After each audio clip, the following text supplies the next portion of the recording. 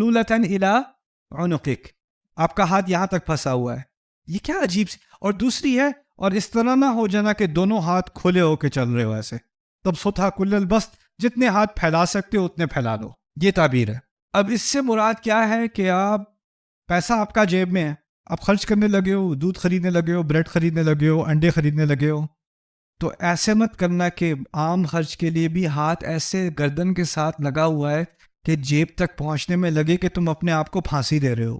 ایسے مت کر دینا کہ عام خرچوں کے لیے بھی تمہیں لگے کہ تمہیں کوئی موت دے رہا ہے. مجھے کچھ لوگوں کے بارے میں پتہ نہیں، یہاں پہ بھی ایسا ہوتا تھا، مجھے پتہ نہیں تھا. مجھے ایک کپل ملا، بیگم شکایت کر رہی تھی اپنے شوہر کی، کہتی ہیں میری بھی جاب ہے، ان کی بھی جاب ہے، جب بھی ہم کسی ریسٹورینٹ میں جاتے ہیں تو وہ صرف اپنے آرڈر کا پے کرتے ہیں. انا للہ و انا الیہ راجعون.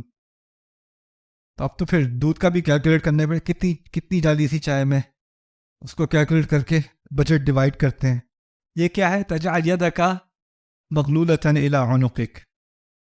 دوسری اس کی الٹی تعبیر کیا ہے؟ لا تبسطھا کل البسط. آپ اگر کسی دکان میں جاؤ، آئلز ہوتی ہے نا گروسری اسٹور کے اندر، اس میں ایسے ہاتھ کھول کے چلو، کیا ہوگا؟ جس چیز کو ہاتھ لگے وہ کارٹ میں گر رہی ہے آپ کے، ہے نا. کہنے کا مقصد یہ ہے کہ اگر آپ ہاتھ کھول کے چلو گے نا، ایسی چیزوں کو چھوؤ گے جس کو آپ کی چھونے کا کوئی بزنس نہیں تھا.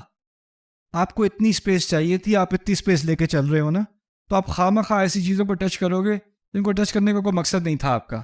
جب کس طرح کھول کے کرو گے تو اس طرح خرچ ایسا، اور ایسی چیزوں پہ جس کی کوئی ضرورت نہیں تھی، جس کا کوئی مقصد نہیں تھا. لا تبسطھا کل البسط. اور تو اسی طرح اس تعبیر کے ذریعے اللہ تعالیٰ نے کنجوسی اور فضول خرچی دونوں کے بارے میں ایک تصویر کھینچ دی.